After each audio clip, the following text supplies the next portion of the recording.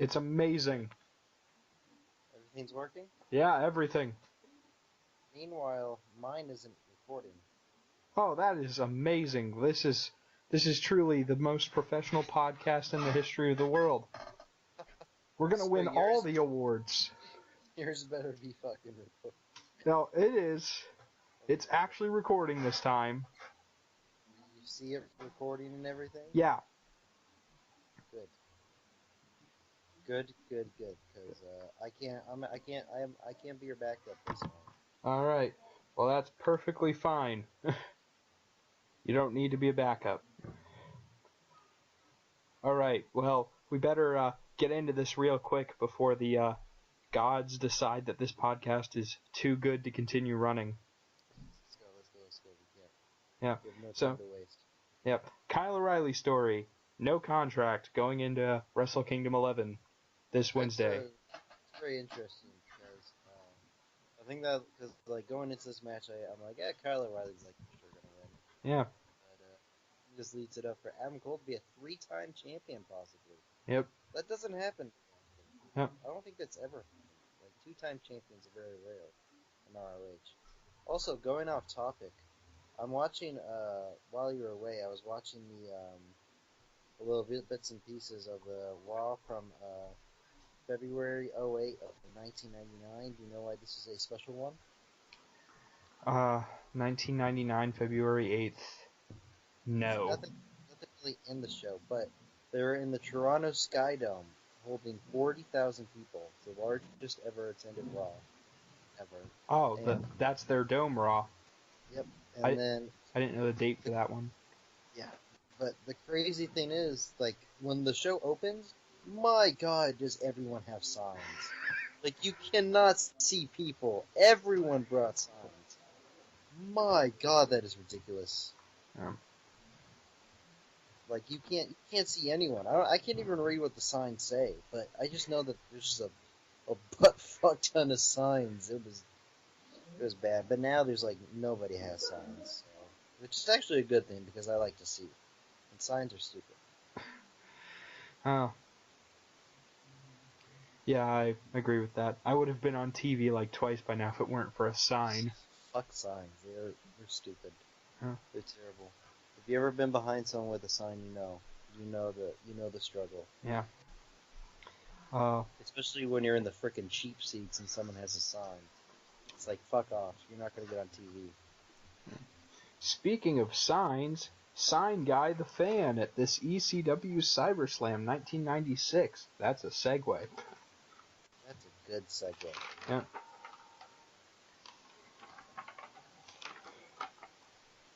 I have, I think, more notes than they had plans going into this show. That's an understatement. Jesus Christ. So I didn't know this until I went into the show. Good God, I took more notes on this than I did the Rumble. And you took a lot of notes for the Rumble. Yeah. So you worked way too hard on this. I didn't take any notes. Well, that's fine. You don't really need to. I just do it so I don't forget what I want to talk about. And then I'm over here forgetting about everything, and then later I listen to it and be like, shit. So, I wasn't aware of this until I went into it. I thought these were just like special events that they just like, and here's what happened at CyberSlam, and you had to watch it like on the internet. No. These were their television tapings. Yeah. And you got, if you ordered the CyberSlam VHS tape, I guess, you got the whole show without commercials and 2 bonus matches. Which, if you're wondering, I'll get into what 2 shows you got if you ordered the VHS at the end of the night, because I actually went through and watched the Hardcore TV episodes to see which ones were exclusive to this broadcast. I put in a lot of work. You put in way too much work, Yep. So, CyberSlam 1996 starts off with static, and then immediately we have 6 random guys fighting in the ring. Good God.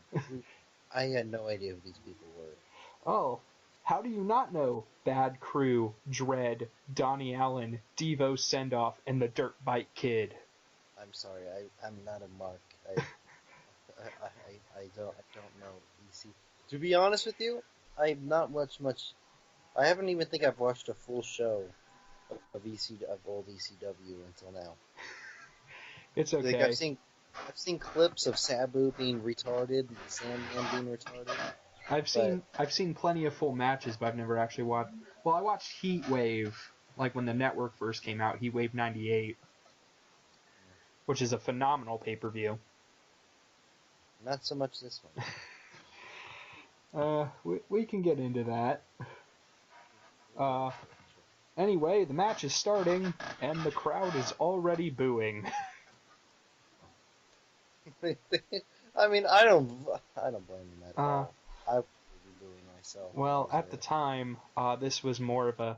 I guess this was meant to be a thing to get heel heat against Taz, because these sort of opening segments were very popular for ECW, because what would be happening is you'd have a terrible match going on, and then a very large man by the name of 911 would come in and chokeslam everyone involved, and that would get the crowd all excited for what was about to happen. That but just didn't happen here. Yeah, but just a couple months ago, Taz had taken 911 out. He'd choked him out, he'd injured him, so he couldn't be at the show. So he had to suffer through a match. Yeah, I guess it was just to get the fans to hate Taz more, but Sandman showed up after it was over. He got a nice grip. And caned everyone. In this 2-minute chaotic mess, I can't tell you anything that happened. I don't even remember what happened. They won with a top rope heart attack. I do have that. The Bad Crew. And then Sandman shows up, canes them all, and the crowd loves it because they love the Sandman. This crowd is well, everyone knows ECW crowd. Yeah. It's always great. Most notably, one thing I'll never forget just from watching the Rise and Fall of ECW documentary is the one fan with the straw hat in the front row. Because Paul Heyman made sure to call him out on the documentary. Because he was at like 95% of their shows in that seat. That's dedication right there. Yeah. Yeah. I don't think I would have the dedication. Anyway, immediately, no time to rest, no interviews, we cut straight to the second match. No entrances in this. Spiros Greco got an entrance. That's right, he did get an entrance. Yeah. Spiros Greco versus El Puerto Ricano. Not even Sabu got an entrance. Well, they skipped. That's because, like PWG, they didn't have the rights to any of their music. Oh, I see. Is that why PWG doesn't do it? That makes sense. Yeah, they play copyrighted music. I gotcha. Well, the more you know. So, fun fact about this match. Spiros Greco, who you can tell just based on like how this match went, you would think they're lining up, oh, this is going to be at the very least our big mid-card heel, right? He had 3 matches for ECW in his entire career. This was his first. Well. The most famous thing Spiros Greco ever did is he was the one who trained Prince Iaukea. And the most famous thing Prince Iaukea ever did was stop Jericho's list of 1,004 holds from being read. That piece of shit. So we have a nice legacy here. But this match was something. Well, you have to give it to El Puerto Ricano. He hit nothing better than anyone I've ever seen. He probably has the best no offense of any wrestler in history. I'm not even response to that because there's something to say. El Puerto Ricano, though, did go on to a slightly higher level of fame than Spiros Greco. Explain to me what he did. El Puerto Ricano, he went into WWE as a jobber under many different names. Most famously, though, he became Tiger Ali Singh's assistant, Babu. Don't know him. Yeah, not a lot of people do, but Tiger Ali Singh is a name you'll be like, I think I've heard of him. But so this match was short. Yeah. Was these the bonus matches? Were these the bonus matches that you got if you purchased the VHS? One of these two was. Oh my god! What a bonus match! Yeah. Money well spent. I'll tell you what two matches from this show were the bonus matches at the end. Anyway, we start with the traditional back and forth, and then Greco takes control by kneeing the air, and Ricano falls over.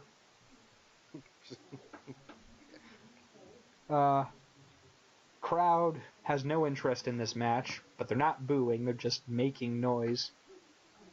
They're kind of just standing there and just sitting there like, is this really what we pay for? Like they don't, like they're like, this is just something. Yeah, they don't know how to react, and I don't blame them. As Greco wins the match with, I'll give Greco this, a very impressive pump handle side slam. I really did like that pump handle side slam. The crowd begins to chant, "You fuck sheep." Maybe because he's Greek. I don't know. Is that a thing? I don't know. It's fucking easy. I guess Greeks fuck sheep. I'm gonna look this up. Do Greeks fuck sheep? Let me look up. Do Greeks fuck sheep? Question mark. I have an obsession for sex with goats and sheep. Well, that's not it. Well, that's very interesting. How does a Greek find a sheep in tall grass? Greek fucking sheep. Okay, this didn't answer my question. I'm just going on the weird side of the internet. Okay, let's move on. All right. Other thing about Spiros Greco, he only ever had 45 matches in his entire career, spanning over a decade. Jesus Christ. I thought he meant like in like a year, but nope. Yeah. Anyways, let's move on to the third match, featuring the first two-time wrestler, the first wrestler to make 2 appearances on this show, Taz. Your favorite.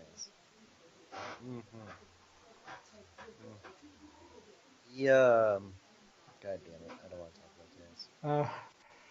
Anyway, Bill Alfonso, I think he's trying to cut a promo. He demands to know if everyone knows who he is, and they all respond that they do. And he just goes, "Good." And then stops. I'm pretty sure that was meant to be something more than it was. I don't know. Anyway, Taz is facing Joel Hartgood. Fun fact, Joel Hartgood, though he was a jobber and he only made a few appearances in ECW, he was named in honor of the man who founded Tri-State Wrestling before that was conglomerated into Eastern Championship Wrestling, which became ECW. And that man was Joel Goodhart. Well, he has some pretty weird tattoos. Yeah. I'll just say that. And Taz wastes no time. He just murders this man. Is there any nicer way to put that? No, this guy's dead. Yeah, suplex after suplex. Drops him on his head many times. Shortest match of the night so far. Nice bit for Taz, though, is the medical staff show up to try to help Joel. Taz flips the medical board over, and the face team from earlier, Dirt Bike Kid especially, this is his big star-making moment, comes out to save Joel, and Taz suplexes them all. Oh boy, oh boy. But Mikey Whipwreck has come out to save the day, and he manages to put up a fight before Taz catches him with a suplex off the top rope and also chokes him out with the Taz mission. This wasn't much. Yeah. Well, Taz is 2-0 on our podcast. He's got an undefeated streak going. That's true. I bet the next show he'll be undefeated still. And he's So now I'm gonna make sure not to pick a show where Taz is not on it. Thanks. Oh, you haven't picked your show yet? Oh, I have. I'm just fucking. Okay, because I want him. Because you see, Taz has just been a monster so far. He's run through Angle and he just murdered like 5 men. If we could get Brock Lesnar versus Taz just based on his accomplishments in our podcast, that would be a match worth seeing. Jesus Christ. Hey, listen, especially now, man, oh man, what a match. Taz. Well, let's see who does better on commentary. I'm pretty sure I'm pretty sure Brock Lesnar would do better on commentary than Taz would. Meanwhile, though, as Taz is choking out Mikey Whipwreck, the crowd chants for Sabu. Yeah, they did this a lot during the show. Yeah. This was the hottest story ECW had going. Sabu was, the crazy wild man who did a bunch of jumps. And Taz was the killing machine. Yet, they hadn't faced each other since Taz had become Taz. Before this, he was the Tasmaniac. And they faced each other a couple times then, but nothing much came of it. But since he became Taz, they never really had any matches. And then Taz called Sabu out, and when Sabu showed up, Taz beat him down and demanded that Sabu challenge him at a better time. And so, the payoff for this, for the Sabu versus Taz showdown, wouldn't come until over a year after this show took place. And that... What a build-up. Yeah. That mostly had to do with a couple things. First off, Sabu missing an ECW date to go to Japan, for which he was fired. And second, when he did come back, the pay-per-view they had billed it for got delayed due to the mass transit incident. The more you know. See, I don't know much about ECW and old ECW, so this is kind of a learning experience watching this show. Oh, I had to do a lot of research to figure out what was going on. I had no idea why they were chanting Sabu during this, and now that you explained it to me, I was like, oh, that makes sense. But then we get to the moment that you pretty much picked this show for us. Oh yeah, it's the most famous moment of the night. Yeah. Joey Styles is alone in the ring to welcome the crowd to the arena after 3 matches. That's what I thought. I thought the same thing. I'm like, why are you now welcoming everyone to the arena after 3 matches? And then like later in the show they did commercial breaks, and I'm like, what the fuck is going on? Was this television tapings? And then you said that at the beginning. Yeah. This was his intro for the first set of tapings. This was aired a couple days later. That's what I thought, but I wasn't sure. And then they aired one of the matches out of the 3 you saw, followed by one of the matches later. Well, there you go. The card was completely chopped out of order for the television tapings. Jesus Christ. Because I thought this was like a pay-per-view they did, a special show or something. Nah, this is just television tapings that they decided to release.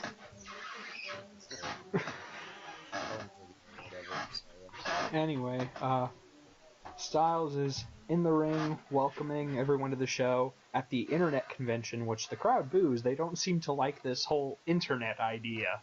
Yeah, they don't know what the internet is. And I don't blame them, because I didn't even... I don't forgot, like... I don't know. Are you sure they don't know what the internet is? Apparently they have a high IQ. Well, yes, this is ECW. They have the smartest fans of all time. So, Uh, anyway, Styles is hyping up the crowd, and then all of a sudden the lights go out. And who appears? Yeah. And when they come back on, Brian Pillman is standing in the ring. The crowd explodes. Yeah. This promo was actually a pretty damn good promo, I gotta be honest. Yep. It was pretty much like a shoot, though. Yeah. Cuts very nice thing about Bischoff is very popular with his legal department, and he has taken away his constitutional rights. His last WCW appearance was only a month or two before this show. Actually, it was only a couple weeks. Actually, I just looked at the dates. His last WCW appearance was only a couple weeks before this show, when after this, the uncensored pay-per-view. How long after this did he go to WWE? Like 6 months. I'm trying to figure out the time period because I know he passed away before like the day of Bad Blood. Yeah. So I was trying to figure out the time period in my head. Okay. You know, he wasn't in ECW very long. Well, but not as long as the guy earlier that we mentioned. What the fuck was his name? One of the jobbers. Anyways. Oh, come on. Don't tell me you forgot about Spiros Greco. There we go. Sorry. I apologize. The legend that is Spiros Greco. To all of his fans, I'm sorry. I am so sorry. We're going to get a Spiros Greco fan club going here. Although, you know, one thing that I do want to mention is that I love Joey Styles just doing commentary by himself. The fact, especially coming from now that on SmackDown that we have four commentators on booth, and here we only have one. It's great. It's a good change of pace. Have you actually heard Michael Cole's response to the 3-man commentary thing? I have not, no. He was on an interview, and he was asked with ESPN, and he was asked his thoughts on the 3-man booth, and Michael Cole said he prefers it. And his reason for preferring it, I think, is a little interesting. He says now he can focus more on being a play-by-play guy, because Corey Graves can be the heel and Byron Saxton can be the face, and he can be the neutral play-by-play. Whereas before he always felt he had to play one of the other, and that he couldn't tell the story as it was meant to be told. I guess that's a fair point. But like when you're like I think that works especially well for Morrow. Because, you know, he's such a great play-by-play guy. And, like, I mean, that's pretty much what the 3-man booth is, but, like, when you're Morrow and you're surrounded by JBL and David fucking Otunga, it doesn't help. I think a lot of it has to do not just with the 3-man booth, but also, like, who they're surrounding the play-by-play by. If you have a great play-by-play like Morrow, and you surround him with Austin Aries and Corey Graves, like they do in 205 Live, the freaking commentary's great. When you have JBL and David Otunga, it's cancer. Anyways, that was a little sidetrack. Yeah. But Brian Pillman. Pillman's cutting this promo about how horrible Bischoff is. And Styles tries to stop him, I guess to prevent lawsuits and kayfabe or something. And Pillman cuts him off and declares that Styles is not running this interview. Wasn't aware it was an interview. He is. Because he's Brian fucking Pillman. I didn't realize this was an interview. I thought it was just Brian Pillman interrupting Joey Styles. Well, apparently it's an interview now. I guess. And as soon as he says, crowd's loving this because they don't like Bischoff, and Pillman decides that Eric Bischoff is all of these smart marks rolled into one. And the crowd loses their excitement. For good reason. And he starts going on because he's like, well, what exactly is a smart mark? Is it a mark with a high IQ? I'll tell you what a mark is. A mark is a man who spent his last $20 on cocaine. A mark is a man who believes OJ didn't do it. And a mark is what each and every single one of you are here. Great heel turn. Yep. And so he doesn't want to be around all these marks, so he is ready to, quote unquote, whip out his Johnson and piss all over the middle of this hellhole. Thankfully, he did not do that. Yeah. Paul Heyman, Shane Douglas, and a couple security guys show up to stop him, as Shane Douglas and Heyman are furious. So Gordon Soley showed up too. And in the background, I don't know who you can hear saying that, but they're going, he's shooting, he's shooting. I couldn't tell if it was Douglas or Heyman. I can't either. I kind of like... anyways. They insist Pillman leave, but he breaks free and then proceeds to grab a fan out of the front row, throw him into the ring, and stab him with a fork. That was something. Yeah. And then he runs off when Shane Douglas gets in the ring, and Shane Douglas basically just demands security to get Pillman out of the arena, which they are finally able to do after a good number of minutes. So what did you think of this segment as a whole? It was great. Especially Pillman's promo. That was a great promo. Pretty much a shoot, like you said. But yeah, I thought it was all fine and dandy. It was good.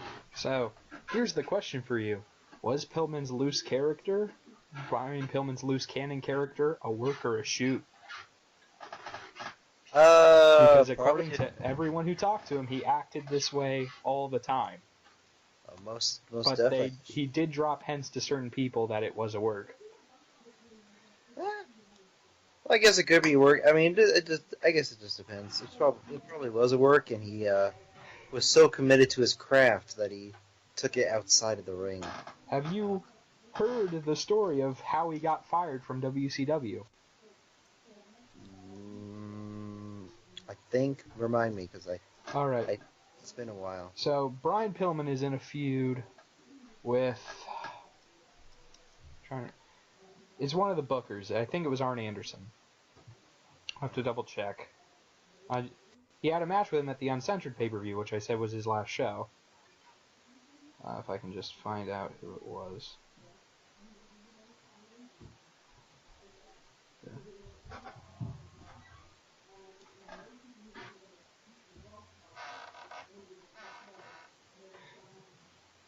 This is a long period of silence as I'm Googling things on our super professional podcast. This is a very professional podcast. The most. I'll try to entertain the audience. So how about that 2017? That's the year we're in. Sure. It's gonna be a better year than 2016. Yeah. Let's just all agree. As I sit here. What? It wasn't. Okay, he had a I Respect You match with a wrestler who was also. It was Kevin Sullivan. Oh, okay. He had an I Respect You match with Kevin Sullivan, where it was basically an I Quit match. Mm-hmm. And in order to win, you had to get your opponent to say I respect you. And this had come out of a Four Horsemen versus Dungeon of Doom feud. It wasn't really a feud, though, because Pillman was the only problem. Like, Pillman didn't respect the teams they were... This was all part of the Alliance to End Hulkamania. It's a whole other can of worms. Anyway, he's having this I Respect You match with Kevin Sullivan. And 15 seconds into the match, Brian Pillman just leaves the ring, grabs a microphone, comes back into the ring, and states, I respect you, Booker man, and then leaves. And that's why he got fired. No, you see, because he came back, and Bischoff insists this story to this day. This is Bischoff's point of view. Bischoff states that Pillman told Bischoff to really fire him so that people would really get invested in this story. And that in a few months he would come back. But by firing him, everyone would believe that the story was real and he really had it out for Bischoff and everybody. So he would go to WCW, well, ECW, and then he would come back in a few months. I see. This was all so, but in reality, it was also he could actually go to the WWF. Well, that's actually kind of genius, I guess. Yeah. I didn't know that till now, so. Which is why, I don't remember exactly when he said it, but he did throw in the Booker Man line during his promo here, too. I see. Well, the more you know, ladies and gentlemen. Yeah, so it was a good segment, though, for sure. But probably one of the best things on the show. Yeah. Following this segment, we move into Mr. Hughes versus Bubba Ray Dudley.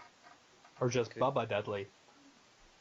Good God, this was terrible. In his second appearance on our podcast. That's true. Much earlier when he had the ba gimmick. Yeah. I don't get it. He is joined by Sign Guy Dudley, TW Dudley, Chubby Dudley, and Big Dick Dudley. Man, oh man. This match was, do we have to talk about this? Oh, I have a solid one sentence here. Hughes takes out everyone, except for Big Dick Dudley, who hits him with a crutch. Bubba hits him with a top rope splash and gets the 3 count. The end. Good God, was this fucking... This match was 35 seconds long. Good. Goodness gracious. I don't even know what happened. I don't understand what they were trying to do. But you know what? It didn't work. So, I'm not going to say anything else about this. I want to move on in my life. Alright. We move on to the next match, which is scheduled to be the Gangsters versus the Headhunters. Unfortunately, you see, New Jack, one half of the Gangsters, has been incarcerated. So he won't be making it to the show tonight.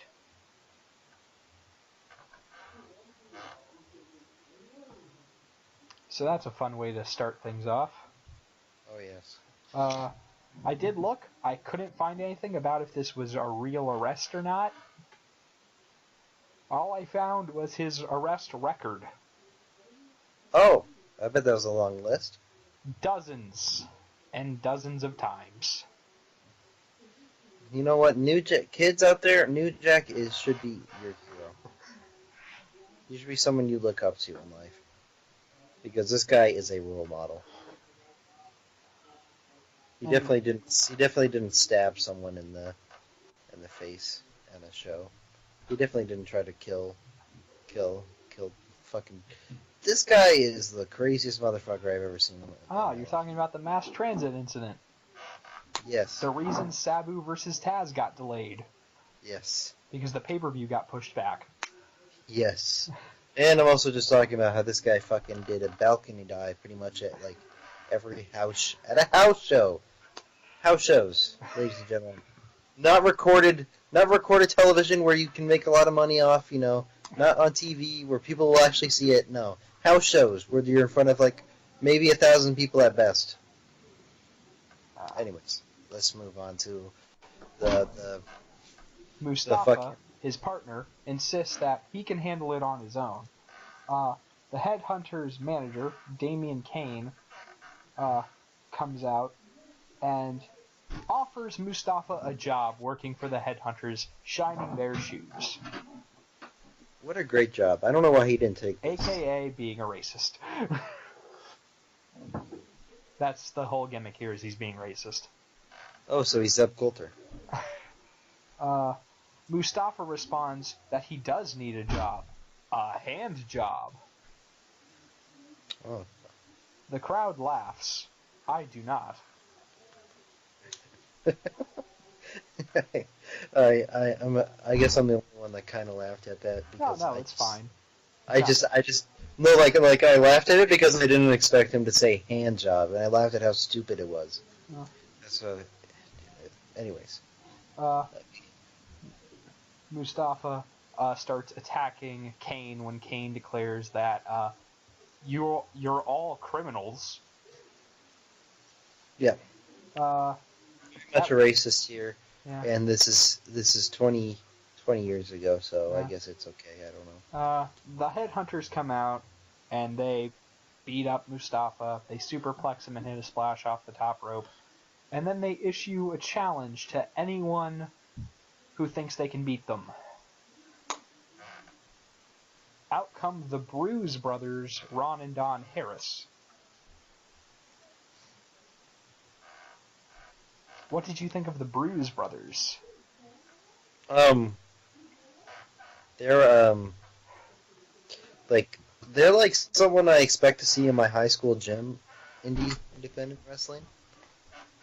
Although I guess that's kind of like a lot of people in ECW, so I guess that works. This is right after their run in the WWF, where they were the Blues brothers.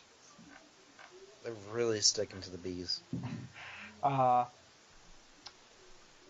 And they actually had a WrestleMania match at WrestleMania 11. Well, hey, there you go. They've done something, and now they're in ECW. Yeah. But this was just a big old clusterfuck. I don't even know if you can even call this a match. Can you? Yeah, no. They start brawling and they go into the crowd, and you cannot see anything. No, the camera work not the best here at this. Well, ECW they have show. limited cameras. I can't blame them for that. Of course, but I can blame them for having a match entirely in the crowd, though. yes, I mean it's cool for the people in the crowd, but I mean when you're at home, I mean if you think about this, it's like okay, if we're wrestlers, we're gonna have a match. There's only one camera or two cameras, and there's four of us, and we're gonna split up. Why not at least have brawls next to each other and so that one camera that's following them, and so the crowd at home. Because remember, there's more than just the people in the crowd at ECW. There's people watching at home too, believe it or not.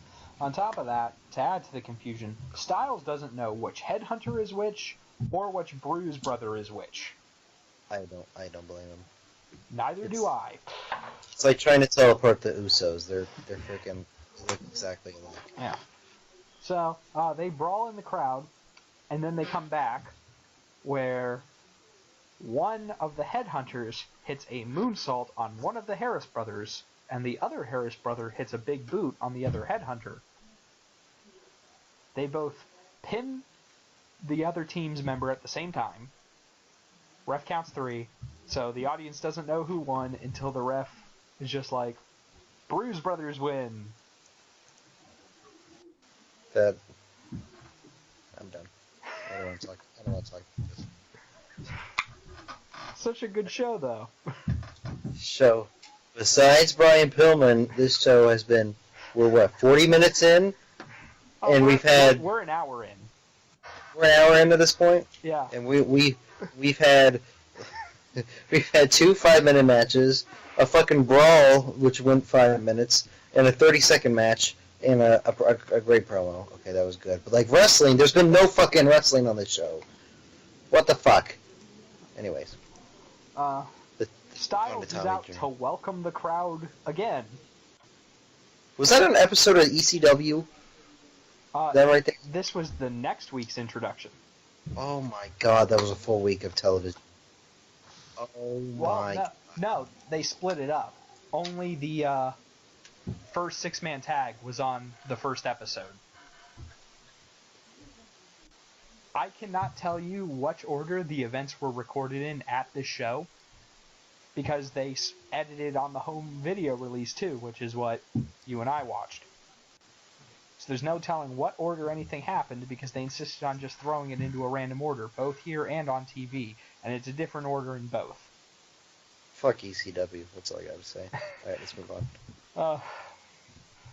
This was not the intention of this at all. I picked this show because Pillman represented everything great about ECW. Okay, this show, this confusing show. Anyway, I'm gonna review this as a 3-hour pay-per-view that I watched, and the first hour has been absolutely nothing but fucking shit. So let's move on. That's fine. That is completely agreeable. So let's move on to Tommy Dreamer. Yeah. Styles welcomes the crowd again. Tommy Dreamer comes out, says he can't wrestle because he has an injured shoulder. Okay, fair enough. Crowd really likes Tommy Dreamer, so it's nice of him to come out. Raven interrupts to explain other countries' legal systems to Tommy Dreamer. Thanks for the history lesson. Yeah, in certain countries, in China, they cut off your hand if you steal something. They cut off your tongue in India, I think, if you say something. He listed like 4 where they cut off a different body part. And then he goes on about how Tommy Dreamer got his girlfriend pregnant. So you know what I'm going to cut off, and then Tommy Dreamer just insists they have a fight. So we never find out what Raven was planning on cutting off, because no one could figure that out. I couldn't figure it out. I'm not smart enough, so I don't know what he was going to cut off. Yeah. So I'm sad that he didn't get to ever tell us. Anyway, Tommy Dreamer is ready for a fight, and the Harris brothers come out the Bruise brothers come out to help him. Shane Douglas comes out to help him. But once Raven seems content that he's not going to fight, Shane Douglas leaves, and the Bruise brothers turn heel. Attacking Tommy Dreamer, and they drive his groin into the ring post repeatedly. Is that what they're implying that he would cut off? You think that's what they're doing? Maybe, I don't know. I don't know either. I'm too stupid to figure this out. Exactly. I'm not that smart either, so I don't know. But so something that I don't know. The Bruise brothers. I'm not the biggest fans of these people. No, that's fine. They've accomplished essentially nothing. Good. Outside of having that WrestleMania match at what is considered the worst WrestleMania of all time, so take that for what you will. What was the main event WrestleMania 11? The only good match on the show, Shawn Michaels versus Diesel. I see. Okay, yes, I remember the show. Yes, that was terrible. Yes. I remember. I forget WrestleMania 11, as everyone should. So we again go through the static void, and we immediately are about to join JT Smith versus Axelrod. Now, what I like about this one is they actually have a bit of a video package, so you can somewhat understand the story. Yeah, that would have been nice, for especially since I have no idea what the fuck is going on for half these matches. Yeah, the problem is Styles seems to talk like everyone just knows what's going on, which I guess is a problem in all of wrestling. Like, when I first started, I had no clue what was going on. Yeah, I guess that's true. If you're not... Even if you watch WWE now, they don't really... Well, actually, WWE now they do a pretty good job. Like, if I watch a pay-per-view now for WWE, they'll go behind the backstory of what's been going on with this feud, and they have great fucking video packages, so... But, yeah, I don't know. I guess it's not that big of a concern. Anyway, what had happened is at the previous big show, JT Smith and Axelrod were in a makeshift tag team. And minutes into the match, JT Smith betrayed his partner. And their team lost. So now Axelrod is out for revenge. Pretty simple story.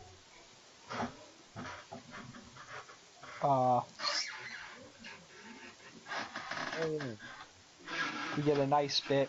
JT jumps Axel at the start. Axel quickly fights back and hits him with a bunch of different weapons to the head, all that the crowd hand him. Because that was one thing they did in ECW, was you could just bring anything and they'd use it as a weapon in their matches. I love it when people are trying to hand him a chair and just I'm surprised. Like the things that these people bring, like if that this would never happen now. No one would ever be able to bring anything to the ring ever. And like even like I mean, I guess CZW does it for their what's it called, Tournament of Death, which nobody should watch ever. They had a whole But countdown once. I don't know if it was on their DVDs, but of like weird weapons people brought to the ring. yeah. And I think the weirdest they said they ever had was someone brought a kayak. So I watched Actual kayak. I watched someone or I watched they had a Vice the Vice the network did a on their YouTube channel. They did a whole special of this year's Tournament of Death, or I guess last year's because it's 2017. Oh, great!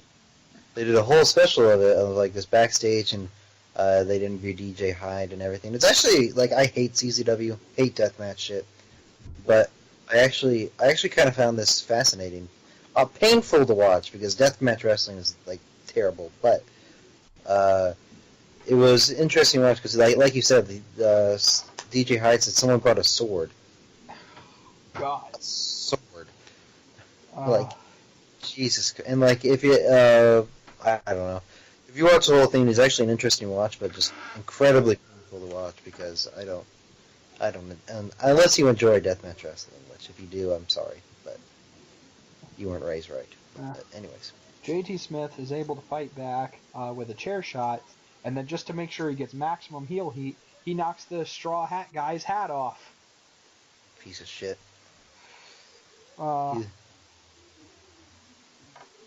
They have a bit of a match in the ring. Smith hits a pretty weak-looking crossbody splash. You forgot to mention they DDT'd him on the concrete floor. Oh, yeah, the DDT on the concrete. On the concrete. There's no mat. It's concrete. Anyways, you wonder why Axelrod is not alive. Anyways, that was mean. Anyway, Smith takes control of the match. He hits his crossbody, and he goes up to the top rope holding a chair. It looks like he's going to do a moonsault with it, but he falls off the top rope.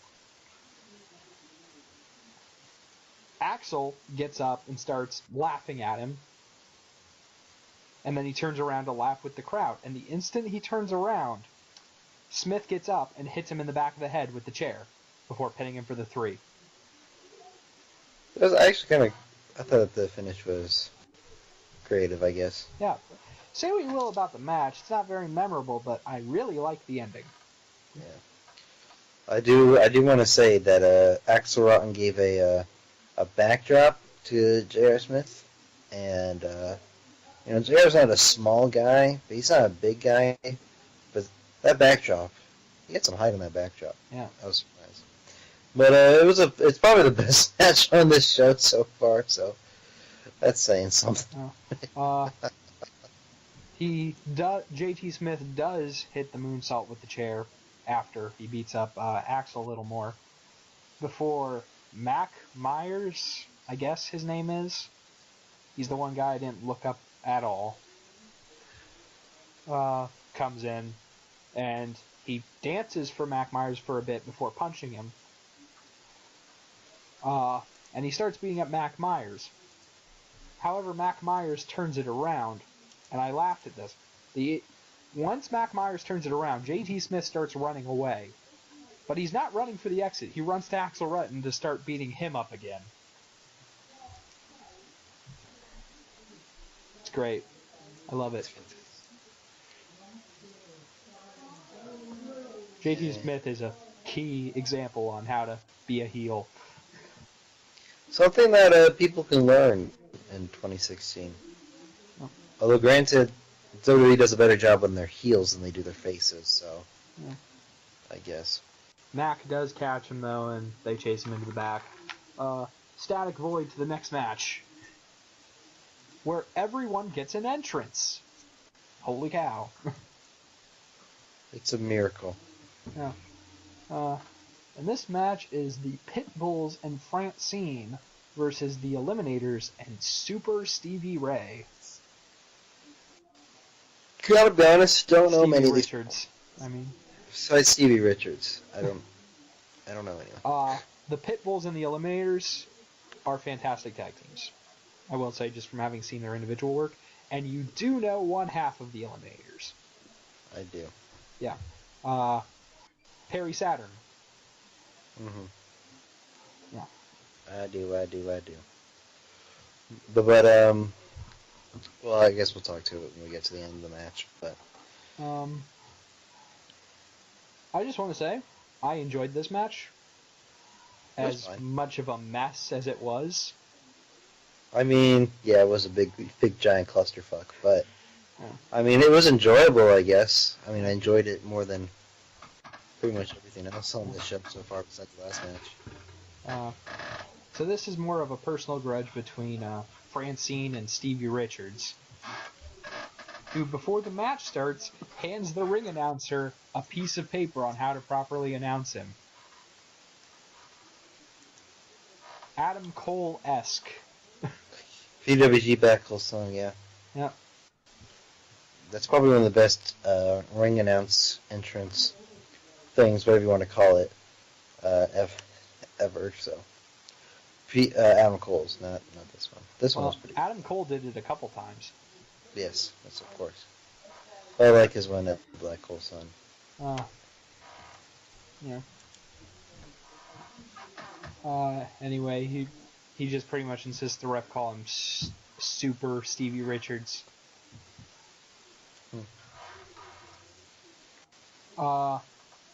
And the match starts. They're all on dog collars. This is a dog collar tag match. What do you think of dog collar matches? You know what? Not a big fan of them. You're not a big fan of dog collar matches? They just, like I said, they seem like cluster. Fuck. What was the? I think Randy Orton and Dusty Rhodes had one, right? I think they had a leather strap match. Oh, well, I mean, it's kind of the same thing. Same rules, but you're not dog collars around your necks. Yeah.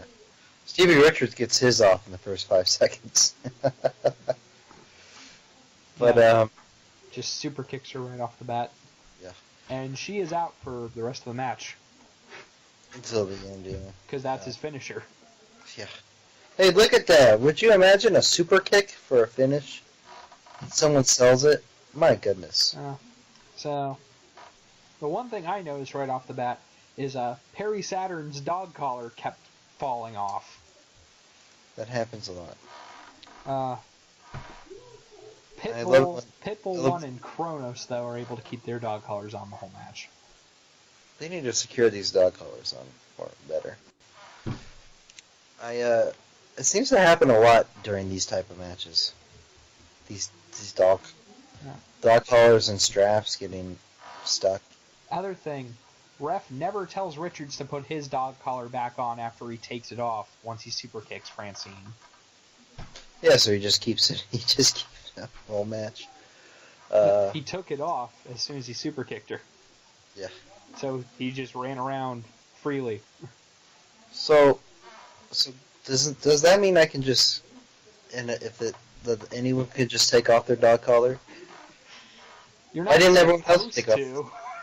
Why didn't everyone else take off their dog collar if they just saw Stevie Richards walking around without one and the ref wasn't doing shit? Well, for the pit bulls, you can make the logical reason they're faces. They're going to do this by the rules. I don't know why the Eliminators didn't. I mean, Saturn's kept falling off. So I love how we try to keep on putting it back on. Yeah. Like Stevie Richards decided not to. my goodness. Anyways, this is basically just a big brawl until they get to the stage where the Perry Saturn does an incredible spot. Mm-hmm. He climbed because there's like a double-decker stage.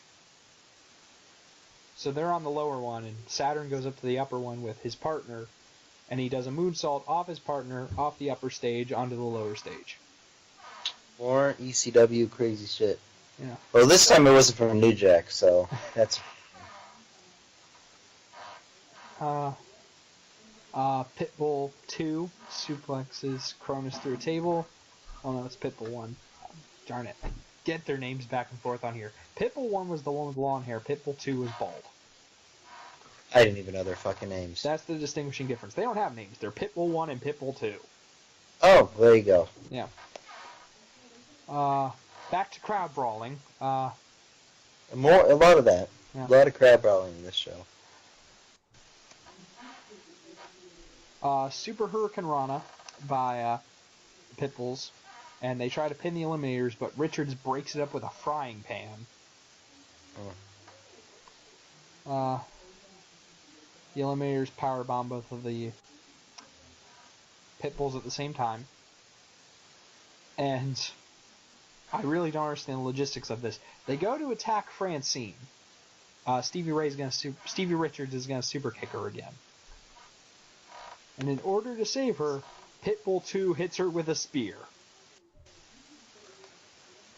I didn't get that. Like he's about to super kick her and Pitbull 2 spears her. I don't. It keeps her from getting hit by the super kick, I guess, but...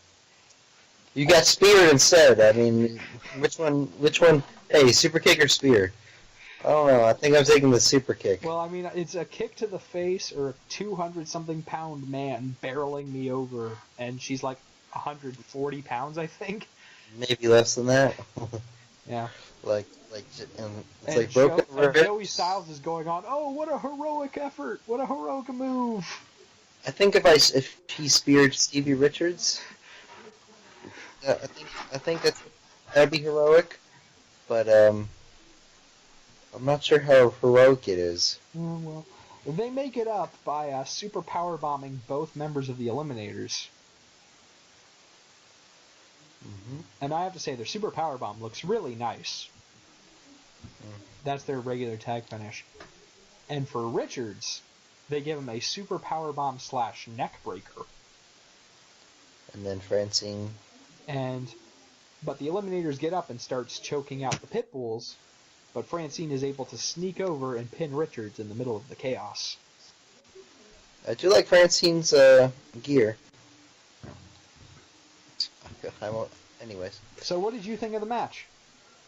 It was a clusterfuck. That's all I gotta say. Oh. I mean, it was fun. It was fine, I guess. Had some pretty cool spots. I mean, the freaking moonsault off the stage was pretty freaking dope. I'm trying to think. And then I like Francine getting the pin. Like I always like pins where it's like, you know, you don't see it coming, I guess. And I don't know. I thought the match was fine. It was there. It was the best thing on the show so far. So after the match, the Eliminators hit both of the Pitbulls with total elimination, which is their tag finisher. And they go to hit Francine with it. But she starts fighting back and slaps one of them before eating a really stiff-looking lariat and then getting hit with it anyway. Yeah. Just more wound violence.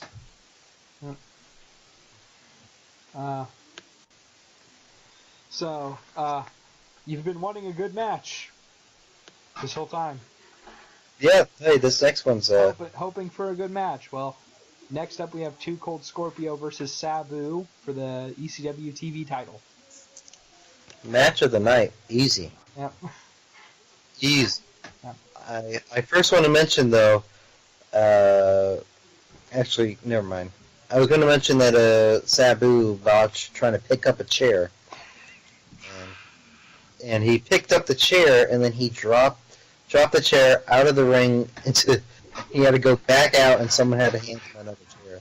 Yeah. That was pretty funny. But, yeah, this was definitely match of the frickin' night, for sure. And I know. It was a good... I know I told you in our last conversation that I only knew about the Pillman segment, and that was the only reason I picked this show. I've seen this match before. You just didn't realize from the show? I didn't know it was from the show. It's on the WWE Highest Flyers DVD they put out in like 2010. Oh, This is their match for Flash Funk. This What was is definitely... Two Cold Scorpio's WWF name. That's right. What was I gonna say? This match was definitely spot heavy. Yep. But it was still a really good match. Yeah. Two Cold Scorpio is a lot bigger. I wish I him being skinny. It's a lot bigger. Maybe it's just because he's next to Sabu, but he busted out though some moves like you would expect like nowadays. Yeah. Like he hits a 450 leg drop. Yeah. That Or always... it was a moonsault into a leg drop. Yeah. That was something. Two Cold Scorpios. I haven't seen much of Two Cold Scorpio, but I don't know. I liked what I saw. I guess. But yeah, no, like this whole thing's really good. There's a nice bit where Scorpio bulldogs Sabu into a chair, and he goes to bulldog him into it again, and Sabu just steps aside and slams his face into the chair instead. That was nice. I will say, Sabu does try to kill himself. Very nice. He does that. With those dives. Oh my God, does he? He did a dive from the top rope. It was a springboard dive from the top rope over the rail into the crowd on a Two Cold Scorpio. And I got to be honest, it's probably one of the more safer ones I've seen him do. Yeah. He did that and yet twice. and it's probably one of the more safer ones I've seen him do, and like he still landed like back of his head first onto the crowd. My favorite dive, it was just a normal suicide dive by Sabu, but Two Cold Scorpio's been knocked out of the ring, and Sabu hits the ropes to dive while Scorpio's standing right behind the referee.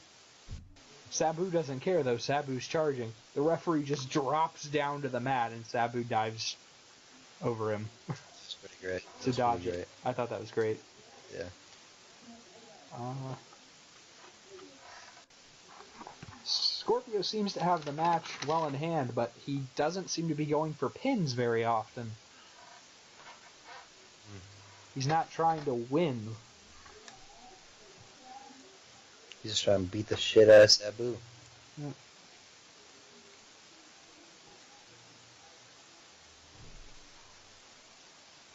I'm not sure we can cover just the sheer amount of fantastic moments from this match though, because I've got like 4 pages dedicated to this match.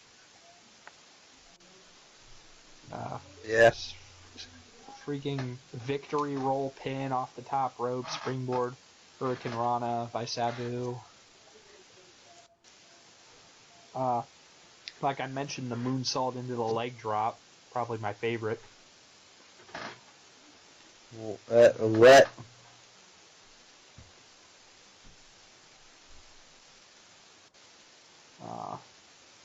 And the big dive of the match, Sabu does his off the chair, off the rope, into the crowd, but he has Scorpio on a table, and he misses it, and he just destroys that table. Do I sound terrible? No, you sound fine. Oh, really? Yeah. You stopped talking for a bit there. I don't know if you were supposed to... Well, no, yeah, I stopped talking because you kept on going in and out. Like, I don't know what happened, but it was weird. Like, you sound kind of staticky on my end. I think my internet's fucking up, so that's why. Look, this podcast has 9 likes. We'll be fine. Yeah.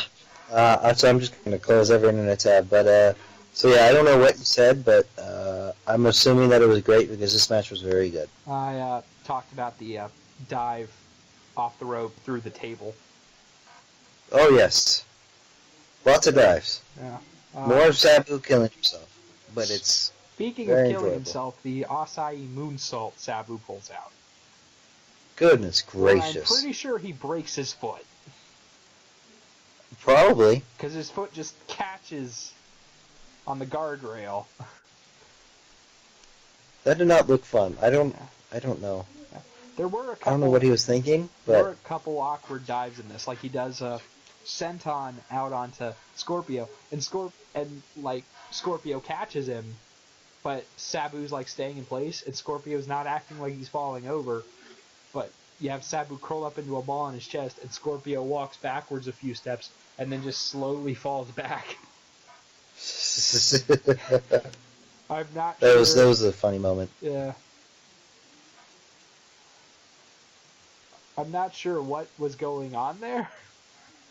Neither do I, but it was hilarious. I think Styles tried to cover it by saying, "Oh, Scorpio almost hit him with a power bomb." Now, the match starts getting a little sloppy towards the end. That's when Sabu starts making his, I guess, typical botches. He is able to counter a gut wrench powerbomb into a Hurricane Rana, but it looks terrible. Yeah.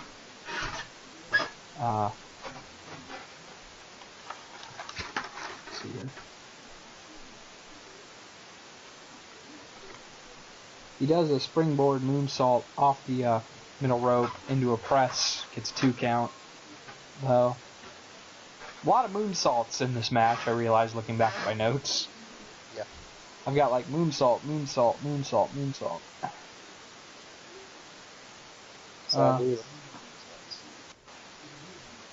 Okay, and this is when we get into the ending sequence. Scorpio has control. He goes for that moonsault leg drop, gorgeous. But Sabu kicks out at 2 15/16, as Styles puts it.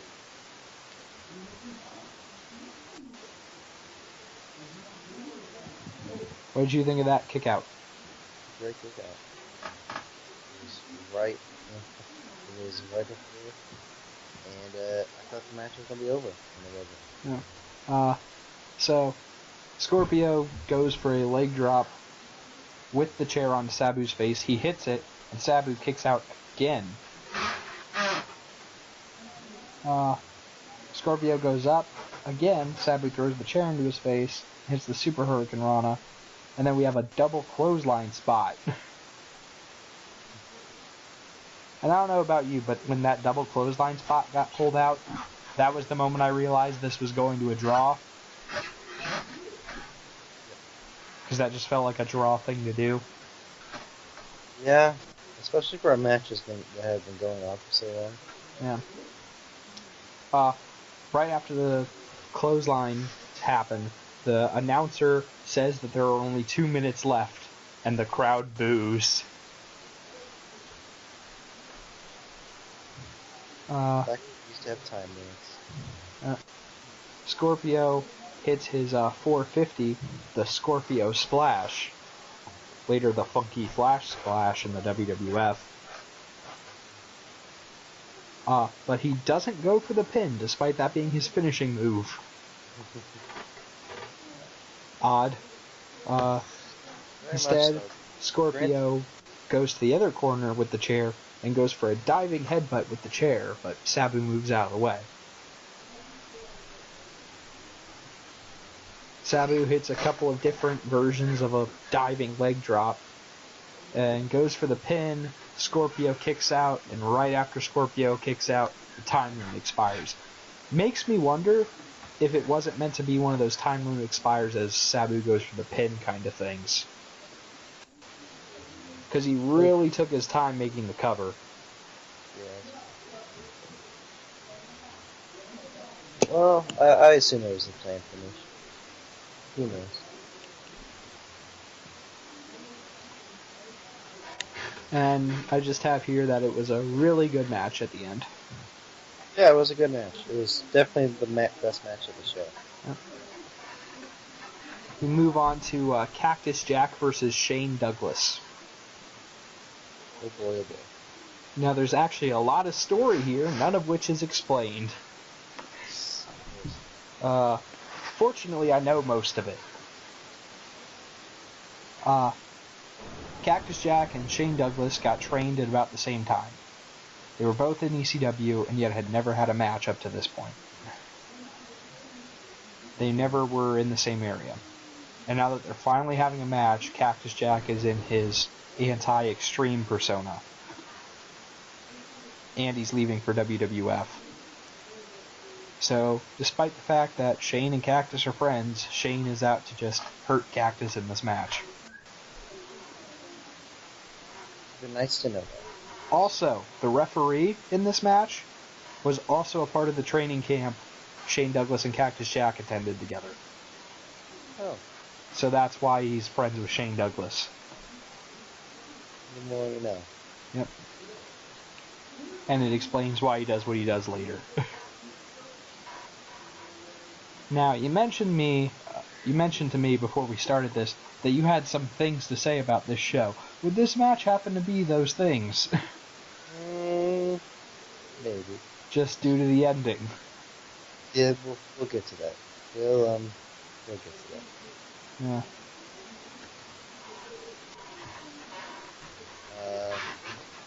This match started off basically just brawls, which we've seen a lot during the show. Seems like an ECW trademark. Yep. But Cactus Jack is wearing a suit and tie. He's not dressed for a match, like, at all. Yeah. This time you'll see him not dressed for a match. Yeah. Cactus is able to fight back by using a fan's crutch, and he quickly gives the crutch back. And I find it funny, later when Douglas uses the same crutch, he hits Jack hard enough to bend it. Yeah. And when he bends it, he starts making the hits really light. I find it funny, like... So as to not bend it more, because it is a fan's crutch. Well, I mean, the fan brought it. You would think that they wouldn't need it later. Yeah. Not my humor more came from the fact that Douglas really turns down the impact force, like he's barely tapping him after he bends it. That's true. But then they brawl outside. Yep. People are trying to hand them chairs. Yep. Found that funny. And Cactus Jack takes a suplex onto the guardrail. There's a light one, and then Shane goes into the ring and dives on Cactus Jack. Yeah. Very nice distance on this dive. That was a lot of distance. Yep.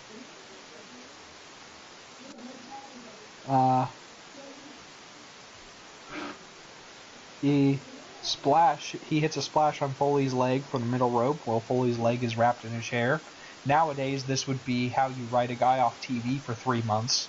This is just a move in ECW. That's an understatement.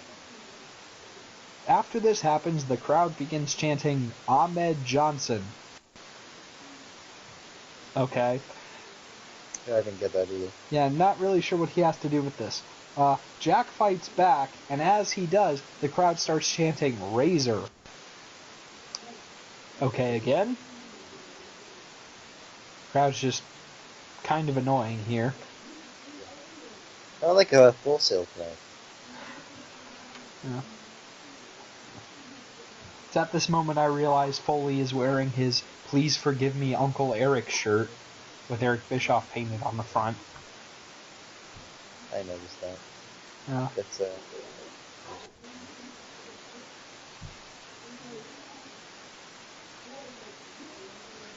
one of my funnier moments in the night, Cactus Jack is punching Douglas a bunch, and Douglas rolls out of the ring onto the table, and he's just laying on the table, and the table slowly tips over, and he just falls on the concrete floor. yeah. Just made me laugh. I agree. Yeah. Cactus then puts the table over Shane Douglas and then elbow drops the table.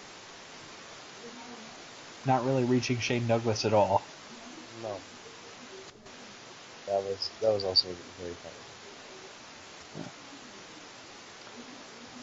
But he does redeem himself by spitting into the air and then catching the spit in his mouth.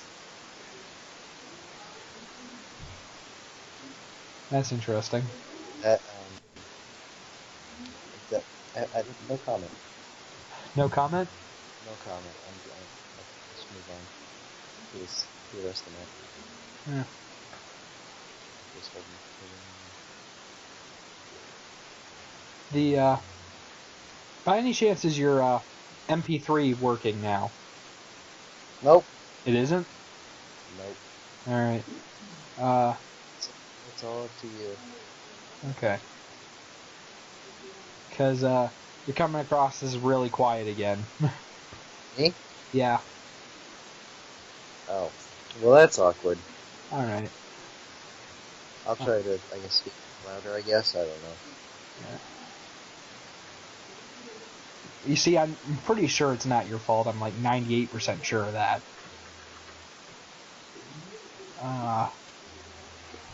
Anyway, the Cactus hits a sit-out pile driver. I love pile drivers, as dangerous as they are. Well, it just depends how you do them, I guess. Yeah. Well, I guess I should put it this way. Like, the pile driver is the one move I always feel someone should stay down for a 3-4. Yeah, that's for sure. Yeah. Especially a package pile driver. Yeah.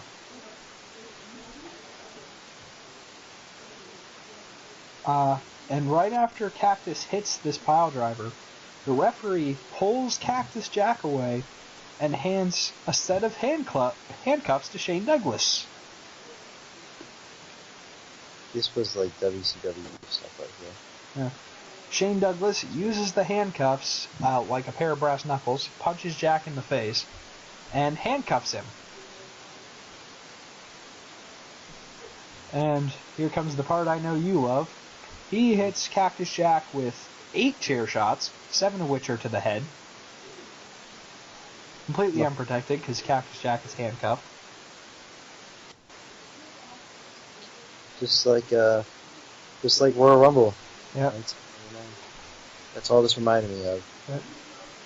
Yep. Shane says he'll stop if Cactus Jack gives up. All Cactus says in response is Vince, before getting hit in the head again. I also like how Shane decided to grab the other side of the chair instead of the bottom. He decided to grab the top. Yeah. After he gets up from that 9th chair shot, he demands Mikey Whipwreck get his ass out here before he gets hit in the head again. Cactus and Mikey were friends, but Cactus had recently started being really abusive to Mikey Whipwreck. So the idea was that it was laughable Mikey would come out to help him after all he'd done. Yeah, this moment isn't meant to get pity for Cactus Jack. Cactus Jack is the heel. Yeah. And he was leaving. He was leaving for the WWF, so. Yeah. This is meant to be a big beat down for the heel. This is meant to be incredibly satisfying. Doesn't feel like it, though. Yeah, no, I didn't feel satisfied. No. Jack just keeps screaming for Mikey to come out. Shane hits him in the head again and puts him in the figure 4. Mikey Whipwreck does show up, and he teases hitting Shane Douglas for all of half a second before cracking Cactus Jack in the head with a 12th chair shot. Gotta love those unprotected chair shots. Yep. This is enough to keep Cactus Jack down for a 3 count while he's locked in the figure 4. So what'd you think of the match? Fuck that ending, but everything else was okay, I guess. Yeah. I mean, there wasn't much to it. There's a lot of brawling. I like the dive to the outside. I don't know, it was fine, I guess. The ending sucked, but it was fine. And then we get to the main event. It's time for the main event. The ECW World Heavyweight Champion Raven defends his title against the Sandman. That's the main event, people. Yeah. Raven is accompanied by his girlfriend Kimona, Stevie Richards, and the Blue Meanie. Sandman is accompanied by Missy Hyatt. And you thought The Undertaker's entrance was long. Man, oh man. Yeah. Just long as shit. Here's the thing. It shouldn't be as boring as it is, but there's one problem. The theme song you heard Sandman come out to is not the theme song he came out to. You heard him come out to Generic Rock. ECW's theme song in ECW was Enter Sandman by Metallica. And they played it. But when WWE put it out, they can't be playing Metallica. So you get Generic Rock. Unfortunately, this greatly damages Sandman's entrance because all of his movements are timed around the song. That would have been nice to So see. now instead of moving as he would to the song, it's just him moving really slowly and not showing up for a long time, which is when the guitar is going off. And you're meant to just take in the song. Yeah, that'd be pretty nice to see. But of course, you can't have nice things. Yeah. I mean, it's not really a surprise. They can't use the song, but... No, yeah, I understand. Legal stuff, but it just kind of sucks as a fan to watch and you're just sitting there like, damn, this entrance sucks. Yeah. But, like, I'm sure if you sync it up with Enter Sandman, it's really good. Well, probably, yeah, but that's just too much of it. Anyway, instead of coming down the ramp, he's up on the balcony.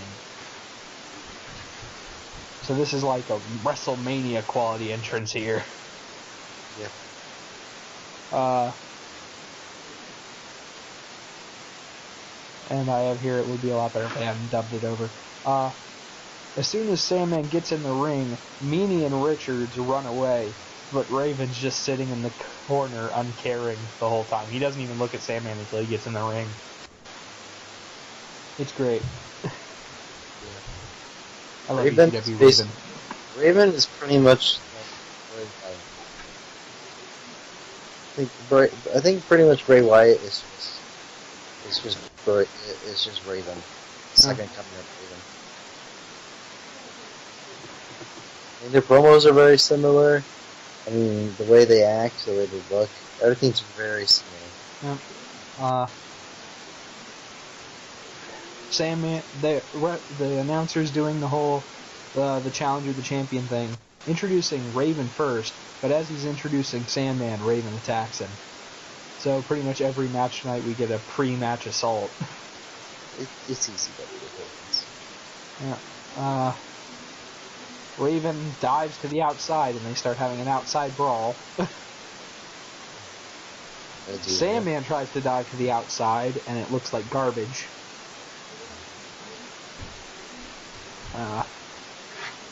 But Blue Meanie distracts the Sandman, and that allows Raven to hit his finisher, the DDT, onto a steel chair. And what did this lead to? Missy Hyatt distracting the referee. So he wouldn't make the count. Why would he care? He just let a DDT go on a steel chair. There weren't like weapon DQs in ECW. No, I know, but like, why would he care about someone interrupting? Anyways. No. Moving on. No, Missy Hyatt distracted the referee so he wouldn't count the pin. No, yeah, I know, but like, why would? Fuck it. Okay. Move on. Anyway, Raven confronts Missy over distracting the referee, and while Raven's distracted, Sandman DDTs him on the chair. Kimona then comes in and breaks up the pin, and we get Kimona versus Missy in a cat fight. AKA they roll around. Gotta love cat fights. Especially these times when they just roll around, like you said, and do absolutely nothing. The referees eject both of them, and as a result of them both being ejected, Sandman is distracted again, as is the referee, and Stevie Richards is able to hit his super kick onto the Sandman. Raven takes the opportunity to make the pin, but Sandman is able to kick out. His finisher, back in 1996. That's two finishers he's taken. He already took Raven's DDT on the chair, too. Exactly. Yeah. Can we talk about this rough bump, though? We didn't really talk about it. Sandman is able to take out most of Raven's group. No, he's not able to take out most of Raven's group. I read one of my later notes. Somehow Sandman knocks out the referee while body slamming Raven. I've never seen that happen. I think that was an accident. Yeah. And then Not to mention the ref got up in time to make the pin count. And then he gets taken out again. Yeah. Right after. My God. I would just stay down if I were them. Forget the ref to be at the second spot. Sandman goes for another DDT. Raven shoves him into the ref. And then Sandman goes fucking apeshit with the kendo stick. As all of Raven's team, including the newly recruited Bruise Brothers, run out.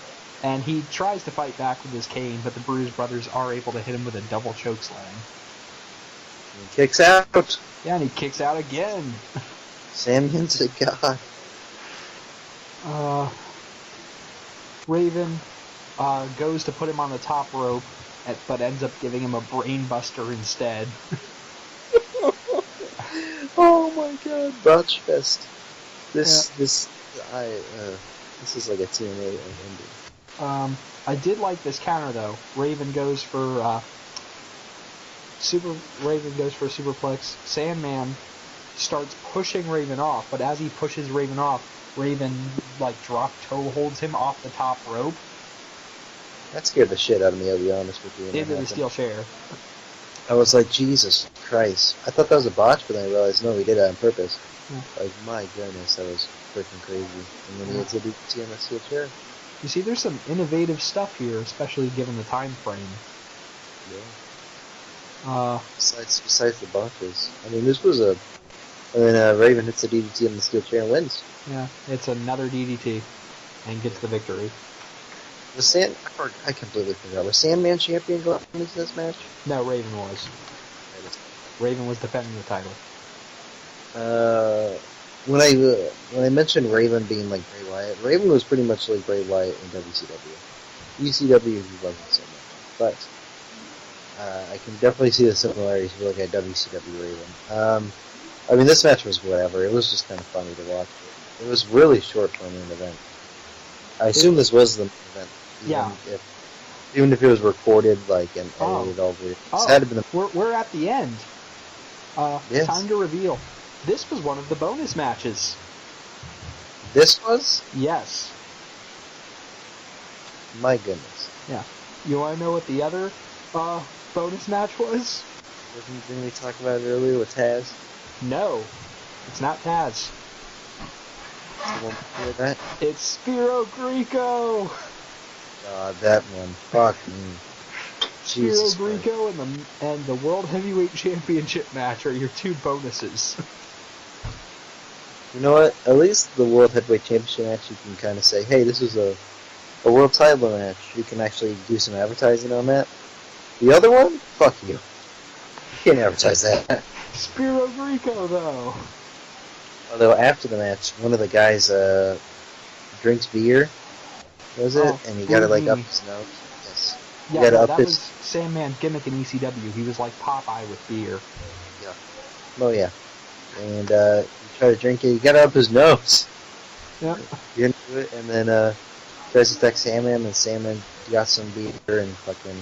Sandman takes out everyone with a kendo stick, so the crowd can leave the building happy. I guess that's a good way. But man, oh man, it was pretty dumb. But yeah, that was their show. I should add Sandman's final pose to send the crowd home happy. He called out Missy, and he just stared at her chest. You know what? For like 2 minutes. A good way to send someone home. And that's the end of the show, him staring at her chest. It's always a good way to send someone home happy. I just had a PCW. Fuck it.